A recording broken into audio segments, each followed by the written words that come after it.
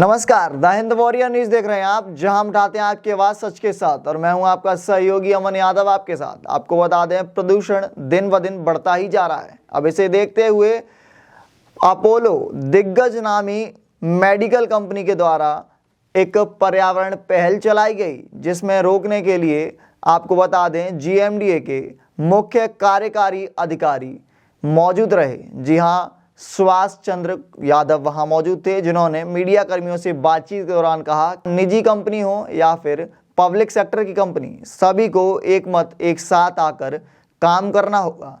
पर्यावरण के लिए लगातार सभी को एकत्रित होना पड़ेगा। आपको सुनवाते हैं कि असल में मीडिया कर्मियों से बातचीत के दौरान उन्होंने क्या कुछ कहा। कि इस तरह की पहल जब तक CSR पार्टनर्स हमारे साथ जन भागीदारी से नहीं होगा, कुछ लोग आएंगे, कुछ कंपनी जाएंगी, तो ये एक जो अपोलो ने पहल की है, ये है डस्ट मिटिगेशन। जो सड़कों के ऊपर जो हमारी धूल मिट्टी है, उसको जो स्प्रेस करने के लिए इन्होंने एक स्प्रिंकलिंग की पहल की है।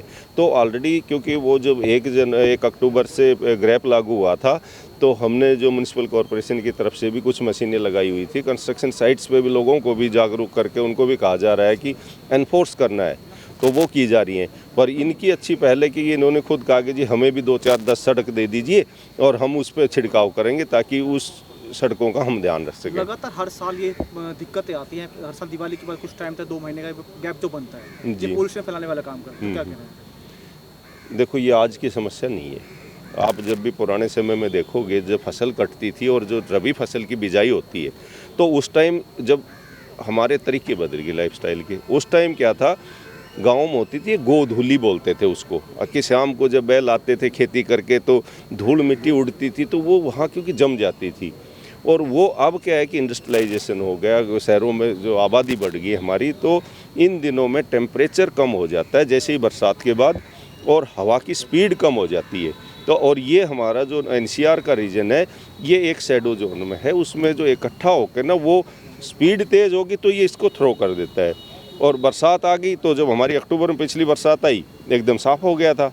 तो ये प्रकृति से रिलेटेड चीज़ें जो प्रकृति साफ कर सकती है, पर मानव जीवन में हमें भी कुछ चीज़ें ऐसे अडॉप्ट करनी पड़ेंगी, ताकि हमें इस तरह की जो कृत्रिम जो हम चीज़ें कर रहे हैं, हमें जैसे आज इनका सहारा लेना पड़ रहा है, छिड़काव का सहारा लेना पड़ रहा है, घरों में एयर प्यूरीफायर लगाने पड़ रहे हैं, तो वो उन चीज़ों को कम से कम आवश्यकता पड़े। सर, लगातार पेड़ों की कटाई तो कर जाती है, लेकिन रिप्लेसमेंट नहीं हो पाती उनकी। देखिए, हरियाणा जैसे स्टेट में मतलब हमारा कवर है वो लगभग 7% के आसपास पिछले 20 सालों से है।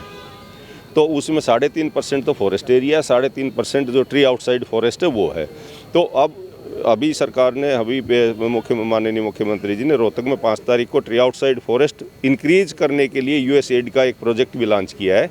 तो उसमें ये भी पहल की जाएगी कि tree outside forest tree cover बढ़ाया जाए हरियाणा जैसे राज्य में, और जो स्टेट फॉरेस्ट पॉलिसी के अनुसार इसको पहले 10% तक पहुँचाया जाए। इस तरह की पहल हो चुकी है। कंस्ट्रक्शन पर रोक लगा दी गई है, लेकिन बावजूद तस्वीरें सामने आ रही हैं कि कहीं ना कहीं कंस्ट्रक्शन हो रहा है। उन लोगों को क्या संदेश देना चाहेंगे आप?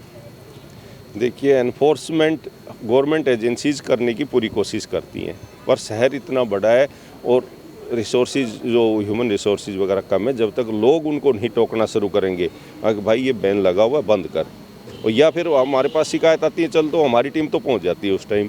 पर यदि लोग भी उसको जागरूक होकर खुद करें, आखिर नहीं ये ज़रूरी है कि हमारे बच्चे भी सांस ले सकें, तो वो मतलब एक ज़रूरी है कि लोगों को जागरूक होना पड़ेगा। मैं कई बार कह चुका कि किसी के वहाँ जो यदि एक्टिविटी जो प्रतिबंधित है वो चल रही हैं, तो वो एकदम कहीं न कहीं हमारे व्हाट्सएप ग्रुप हैं या जो उनमें ज़रूर कन्वे करें, ताकि हम अपना उसको एनफोर्समेंट टीम भेज सकें। क्या कहना चाहेंगे लोगों के लिए जिस प्रकार पोल्यूशन का स्तर बढ़ा हुआ है? देखिए, पोल्यूशन का स्तर बढ़ने में तो हम तो यही कहेंगे कि जो गाइडलाइंस हैं, जो चाहिए, जो डॉक्टर्स दे रहे हैं, जो हेल्थ स्पेशलिस्ट दे रहे हैं, जो बुज़ुर्गों के लिए, बच्चों के लिए गाइडलाइंस देते हैं, तो हम उनको अडॉप्ट करें और मतलब जीवन में इस तरह की एक्टिविटीज़ को अपनाएं जो प्रदूषण कम करती हैं हमारे लाइफ में। वातावरण को कम से कम नुकसान पहुंचाने वाली लाइफस्टाइल को अपनाएं। आपको बता दें, फ्लैग ऑफ के दौरान सुभाष चंद्र यादव ने मोबाइल ट्रैक पर सवार एंटी स्मोकिंग गन को रवाना किया गया, और शहर में जहां भी पेड़ों पर धूल मिट्टी जमा है उनको साफ करने के लिए संदेश दिया गया। गुरुग्राम से जुड़ी छोटी बड़ी अपडेट्स के लिए आप देखते रहिए मेरे साथ द हिंद वॉरियर न्यूज़। हमारी वीडियो को शेयर सब्सक्राइब करना बिल्कुल न भूलें। आपका एक शेयर एंड सब्सक्राइब हमारे हौसले को लाख गुना बढ़ा देता है। धन्यवाद।